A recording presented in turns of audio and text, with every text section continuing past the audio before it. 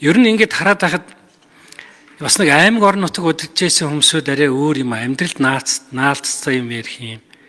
Ажил амьдралын туршлагагүй нухлуулаагүй улсууд бол ер нь ирээдүйд учрах хүндрэл бэрхшээлийг төсөөлдгүү ч юм байна, боддгүү ч юм байна. Тэгэл нэг сэдв хайгаал нэг хууль нийгэм таалагдсан юм ярьчихэл иймэрхүү байдлаар яваад идэг. Хуучин их хурл ямар байсан гэвэл яг өдөд бол төсвийн гүйцэтгэлийг бүр шаардж байгаад ярьдаг байсан. Хөрөнгө оруулалтын гүйцэтгэл ямар байна гэдээ ингээ ярьдаг байсан.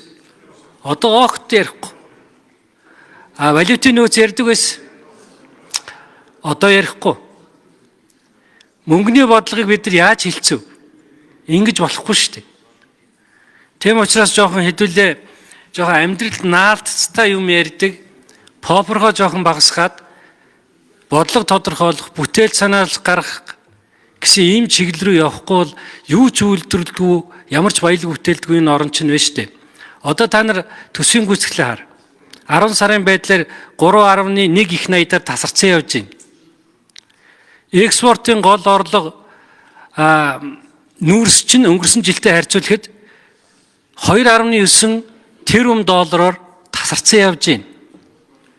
Энд чи төмөр тавьчих гэдэг шүү дээ эдийн засгтаа. Бид нар санаа зовх хэрэгтэй шүү дээ. Их хурл санаа зовх хэрэгтэй шүү дээ. Энэ зүгээр одоо нэг сэдв хөдөлсөн юм яриа суугаад байх шүү. Тийм учраас хэдүүлээ одоо энэ Монгол банкны ерөнхийлөгчөж бүр орж ирэхэж болсон байна. Энэ нэг төсөв эдийн засгийн байдлаа эдрийг сонсч ярьдаг байхгүй болохгүй.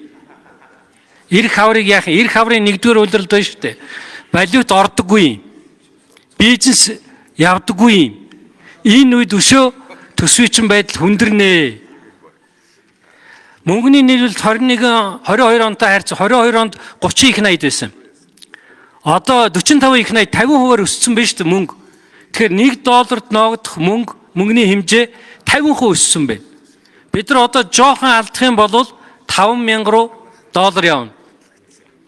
Энэ мэт асуудлаа бид нар ярихгүй болохгүй. Их хурл чинь Монгол банкыг одоо хянаж байгаа гол байгууллага шүү дээ. Монгол банк чинь манай харьяа. Тийм учраас энэ төсөв бол улсын хурлын гол асуудал. Тэгээ энэ зүйлүүд дээр хэдүүлээ нэг оны төгсгөл сайн яриад эх жилээ яаж харах юм бэ? Эхний улирлаа яаж авч явах юм бэ гэдэг юмнуудаа нэг жоохон анхааралтай хандахгүй бол эдийн засгийн нөхцөл байдал бол маш хүнд болсон байна гэдгийг хэдүүлээ нэг жоохон ойлгох цаг болоод байх шиг байна гэдгийг хэлээ. Тэгээ Наранбаатар дарах хүнд үед гарч ийн тэгээ анхаарч ажиллана үзье. За төсвийн байнгын орон дээр сая Даваа сүрэн гишүүний хэлсэн саналаар энэ төсвийн гүйцэтгэлийг сонсох ёстой шүү. Тэгээ Даваа сүрэн гишүүн та бас энэ ажлыг анхаарад ахлаад энэ төсвийн гүйцэтгэлийг сонсомоор аймаг орон нутгаас маш олон саналууд ирж байгаа тийм биз? Сангийн яамны бодит мэдээллийг сонсохгүй бол бид энд бүх юм болоод байгаа юм суугаад байж болохгүй шүү. Валютын нөөцөө сонсъё.